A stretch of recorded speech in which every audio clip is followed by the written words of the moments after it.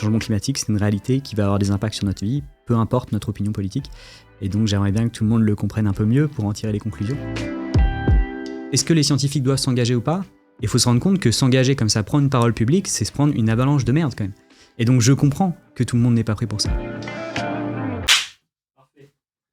Yes ! Vous avez sûrement déjà croisé son avatar en forme de réveil rouge. Rodolphe, alias le réveilleur, vulgarise les sujets environnementaux et énergétiques sur sa chaîne YouTube, et aussi lors de discussions captivantes et bien sourcées sur Twitter. Avec Rodolphe, je voulais discuter de la place de la parole scientifique sur des sujets qui deviennent très souvent politiques et engagés. Je vous laisse découvrir son point de vue et me dire en commentaire qui vous voudriez voir dans la prochaine interview.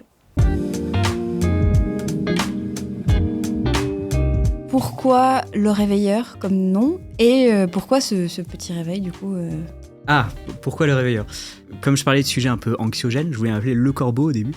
Puis mes parents ont dit que c'était vraiment trop sombre et du coup ils ont dit non, c'est pas possible, donc j'ai dû changer d'idée et j'ai pas mal cherché et en fait j'ai été sensibilisé à ces enjeux environnementaux par les milieux scientifiques en fait, et vu que ce qui m'a convaincu c'était qu'on m'apporte les éléments scientifiques, je me suis dit je vais amener ces éléments scientifiques et ça va permettre de convaincre, de réveiller, et c'est pour ça que je me suis appelé Le Réveilleur.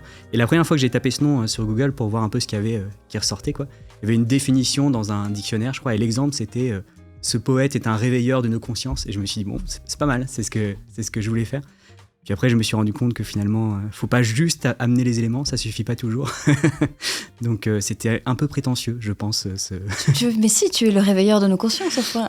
Ouais, pas pour tout le monde, je pense. Justement, qu'est-ce qui t'a amené à choisir cette thématique-là particulièrement pour faire de la vulgarisation ? À la toute fin de mes études, je devais faire une année supplémentaire. J'ai fait une année d'Erasmus en Norvège et j'ai pris des cours comme ça dans des sujets environnementaux parce que ça m'intéressait, mais vraiment, ma compréhension de ces enjeux-là à l'époque était extrêmement faible.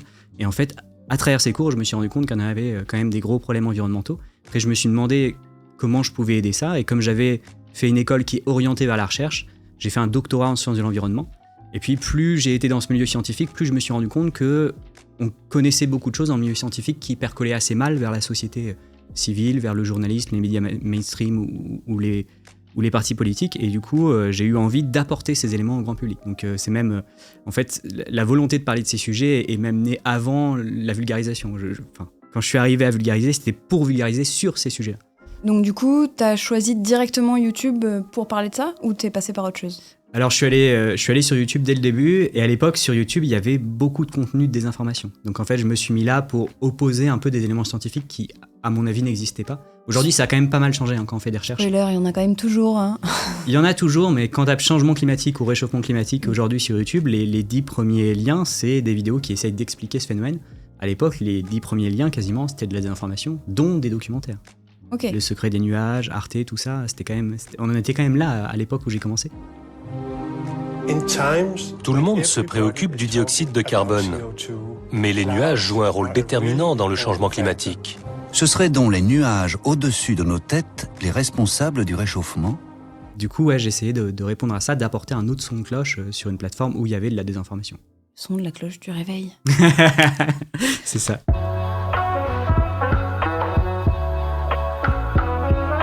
Sur ces sujets, est-ce qu'il y en a que tu as trouvé plus facile à vulgariser ou est-ce que tu as atteint tes limites sur certains sujets, notamment en vidéo ? Alors, il y a des sujets qui sont complexes et souvent quand je commence à travailler un sujet, je le connais pas avant. Et donc à chaque fois, il y a de la recherche.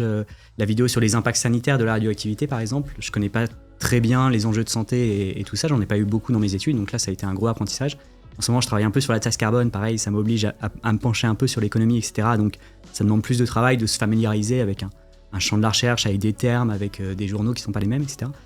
Et après, moi, j'essaye à chaque fois d'amener ces éléments. Je fais des vidéos qui sont assez longues, donc j'ai pas vraiment de limite de ce côté-là. Je me refuse pas à la complexité quand je pense qu'elle est nécessaire. Je prends le temps s'il faut, quitte à faire plusieurs vidéos. Sur les déchets nucléaires, j'ai dû passer 6 mois dessus à travailler que sur ça. Bonjour à tous et bienvenue dans cette vidéo où je vais résumer un peu la question des déchets radioactifs.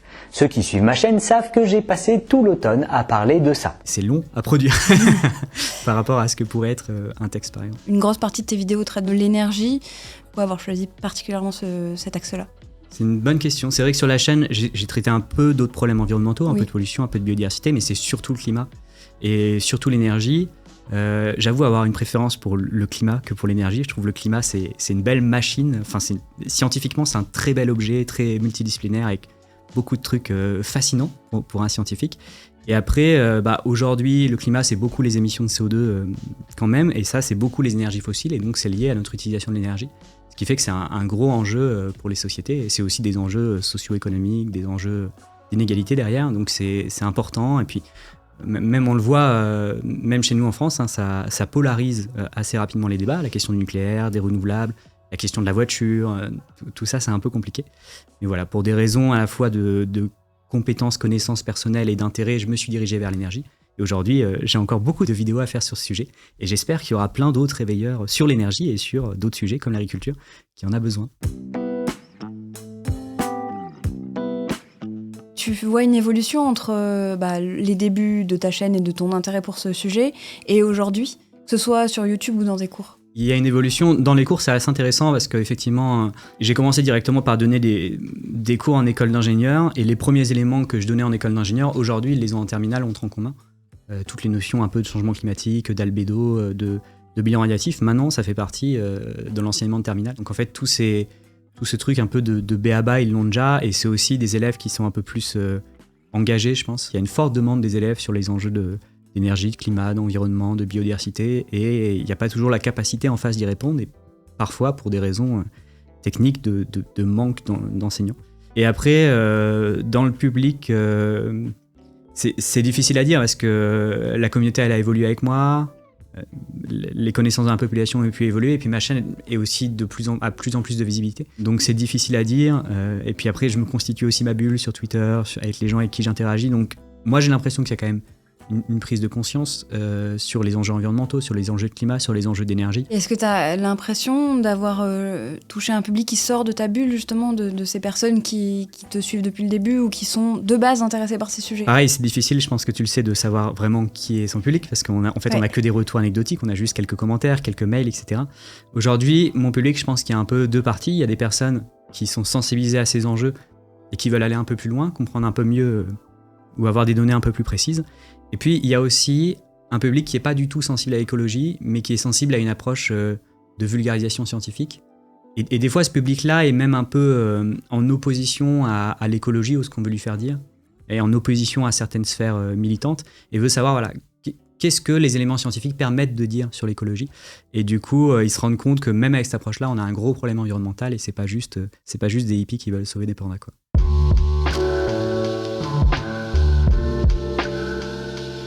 Ce que tu apportes un petit peu sur ta chaîne, c'est une vision que tu veux très objective des sujets scientifiques que tu traites. Pourquoi avoir choisi cette objectivité alors que d'autres, au contraire, choisissent plus de prendre parti? Est-ce que c'est une vraie volonté d'apolitiser ou de tenter d'apolitiser tes contenus?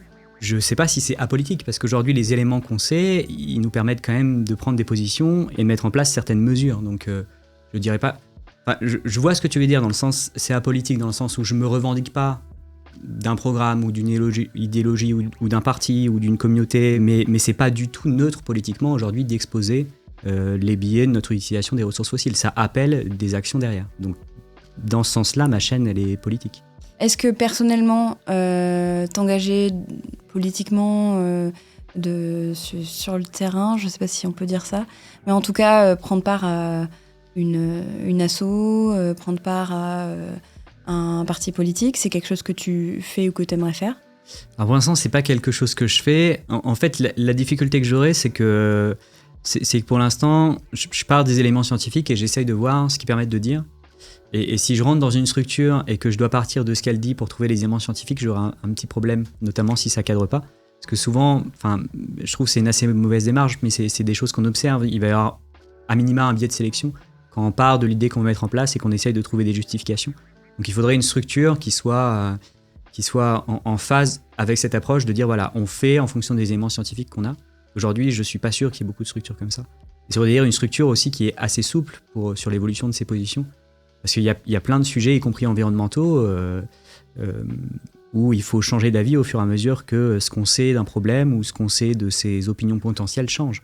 Ça se trouve, j'aurais été anti-nucléaire il y a 50 ans, et aujourd'hui, je ne le suis pas, entre autres, pour des raisons de climat. Et cette souplesse, c'est assez difficile, je pense, dans les structures politiques ou associatives qui souvent se basent non pas sur les éléments qui permettent d'avoir une idée, mais sur une idée et s'y tiennent même quand les éléments changent. Est-ce que tu penses que dans les enjeux climatiques, il n'y a pas une partie sociale et sociétale à prendre en compte pour ces arbitrages-là? Je pense qu'effectivement, il y a des choix politiques, et même au niveau de l'écologie, il y a toute la question du niveau de consommation. Est-ce qu'on veut un modèle de société avec des voitures individuelles? Est-ce qu'on veut ce niveau de consommation de viande? Est-ce qu'on veut voyager loin? Et si on le veut, à quel prix ou comment on fait pour le réduire? Et donc, il y a des choix politiques, c'est évident, et j'aimerais bien finalement que l'arène politique, ça soit un arbitrage entre des valeurs ou des modèles de société, mais qui sont tous crédibles. Aujourd'hui, dans l'offre politique, j'ai l'impression qu'il y en a quand même beaucoup qui ne sont pas crédibles, en fait, pour des raisons scientifiques, physiques, qui nous proposent, je sais pas, des modèles de transition énergétique, par exemple, qui ne correspondent pas à ce qu'ils promettent. Et donc c'est là-dessus que j'ai un problème. Après qu'il y ait des valeurs différentes, évidemment, et moi aussi j'ai des valeurs, et moi aussi j'ai des modèles de société que je préférerais, et c'est vrai que là-dessus, sur la chaîne Le Réveilleur, j'en parle assez peu, mais je donne un peu les éléments pour pouvoir juger quels sont les programmes qui sont crédibles, ou quels sont les impacts qu'on aura du mal à réduire, ou comment on peut en réduire certains plus que d'autres. Et je pense que ces éléments que je partage peuvent être utiles à des personnes avec des opinions politiques très différentes. Le changement climatique, c'est une réalité qui va avoir des impacts sur notre vie, peu importe notre opinion politique. Et donc j'aimerais bien que tout le monde le comprenne un peu mieux pour en tirer les conclusions. Et c'est aussi pour ça que j'ai une position politique relativement neutre. C'est pour pouvoir être vu par différentes personnes. Et je sais que mes vidéos sont vues par des gens qui n'aiment pas les renouvelables ou des gens qui n'aiment pas le nucléaire. Je pense que si je prends une étiquette, en fait, les personnes de l'étiquette opposée refuseront de venir voir juste parce qu'il y a cette étiquette.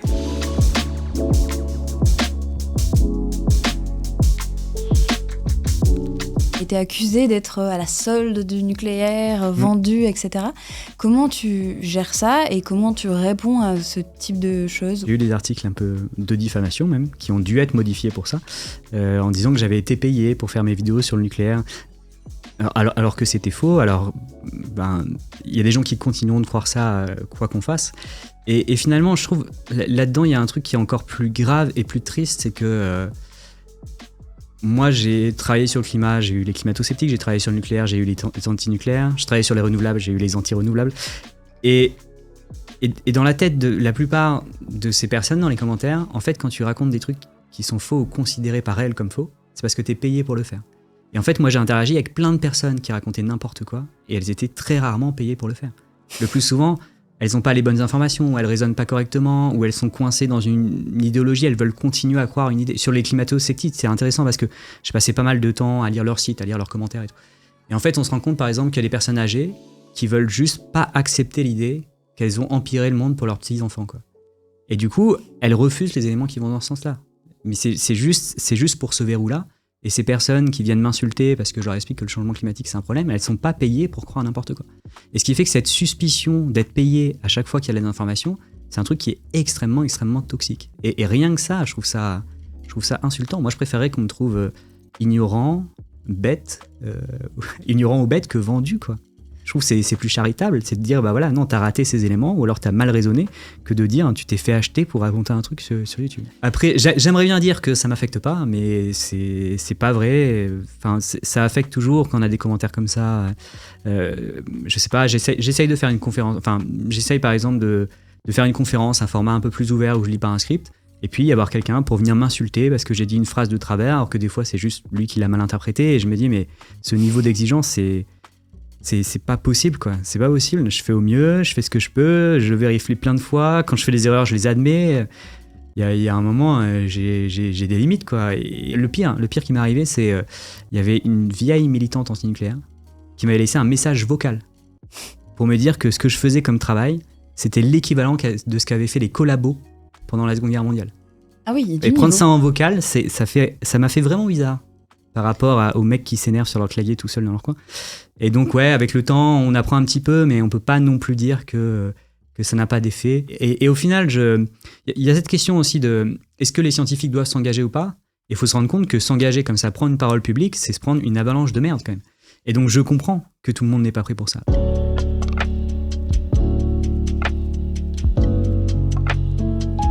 Toi, dans le futur, qu'est-ce que tu voudrais continuer? Qu'est-ce que tu voudrais arrêter? Qu'est-ce que tu voudrais tester de différents? J'essaye un peu de travailler avec des gens, mais c'est difficile. J'ai un peu une obsession du contrôle et j'ai un gros niveau d'exigence. Alors si je travaille avec des personnes, ça sera, je pense, beaucoup plus sur la partie montage, voire un peu plus d'illustration. Il y a des vidéos que j'aimerais bien faire ou des sujets que j'aimerais bien traiter, mais c'est un peu trop compliqué pour que je puisse le faire juste en voix off face cam. Et moi, niveau animation, j'en suis à mettre des slides de PowerPoint qui sont fixes dans les vidéos, donc je suis pas très loin. Et pour la pertinence de la voiture électrique, cette étude de Ricardo, elle conclut quoi? Leur conclusion sur l'intérêt de la voiture électrique en Europe tient sur cette figure.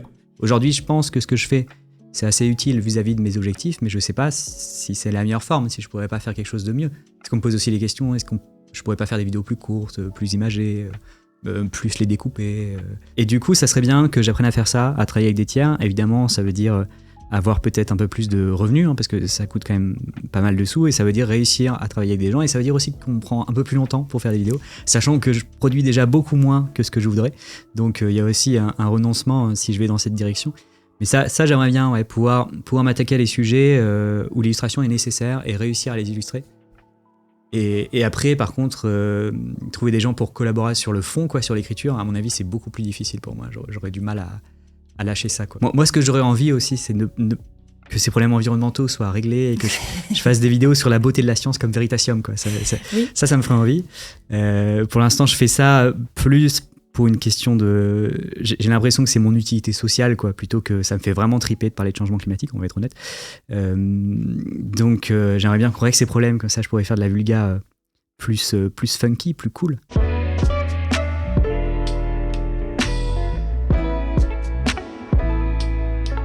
Rodolphe, toi qui crées des contenus super objectifs sur l'évolution du climat, sur les mix énergétiques et sur ce qui va nous arriver, comment tu vois le futur ?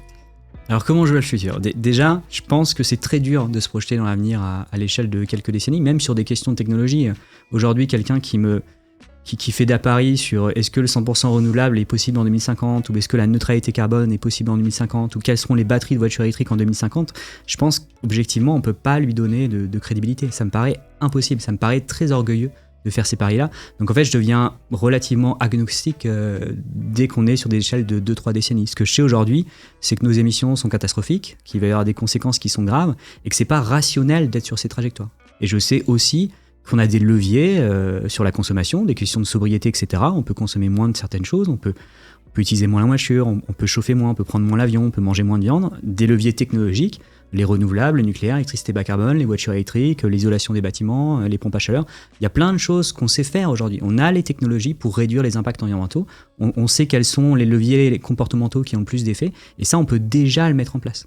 Et au final, toutes ces questions de est-ce qu'il y aura un effondrement dans 20 ans, est-ce qu'on sera neutre en carbone dans 20 ans, est-ce qu'on pourra avoir le 100% renouvelable, c'est pas là la question. La question, c'est aujourd'hui, avec le niveau de renouvelable, on peut en mettre plus, on en met plus, et on verra le prochain coup, On a un très long escalier à grimper, et si tout en bas de l'escalier, on se demande si on arrivera à faire la 3 millième marche, c'est la meilleure façon de se péter la gueule. Après, c'est vrai que j'ai des problèmes avec des discours très alarmistes, très noirs, des discours d'effondrement, de c'est foutu, on va tout brûler, les boucles de rétroaction vont nous emmener...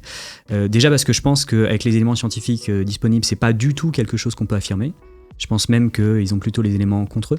Mais aussi parce que au final, c'est ne pas reconnaître certains éléments, ne pas reconnaître qu'il y a des technologies qui sont plus propres que d'autres, qu'il y a des pays qui ont réussi à réduire leurs émissions, y compris en empreinte. Je dis pas que ça permet de dire tout va bien se passer parce qu'on n'est pas du tout sur les bonnes trajectoires. C'est juste que si on reconnaît ça, si on reconnaît ces possibilités, ces efforts, ou le fait qu'il y a des choses qui sont meilleures que d'autres, ça permet d'avoir des solutions, Et même le troisième rapport du GIEC, on parle des rapports du GIEC, on dit que les éléments sur le climat sont très graves, mais quand on regarde le troisième rapport du GIEC, il écrit aussi noir sur blanc qu'il y a des politiques qui ont été mises en place, qui ont permis d'éviter un certain nombre d'émissions, et du coup il parle de ces possibilités, il parle de ce qu'on a dans notre boîte à outils. Je pense que nos concitoyens comprennent encore assez mal les conséquences, mais on comprend aussi assez mal les leviers d'action, et quelles sont les technologies qu'il faudra un peu plus pousser, et même quand on parle de sobriété, souvent c'est un peu une baguette magique, c'est comme la technologie, ça va tout régler, mais il faut réfléchir, si on met en place cette sobriété, ou plus généralement, si on joue sur la demande de biens, de services, de mobilité, de voyage, où est-ce que c'est le plus efficace ? Si moi je dois faire un sacrifice dans ma vie, ou si je dois renoncer à quelque chose, à quoi je renonce pour réduire au maximum mon impact sur l'environnement ?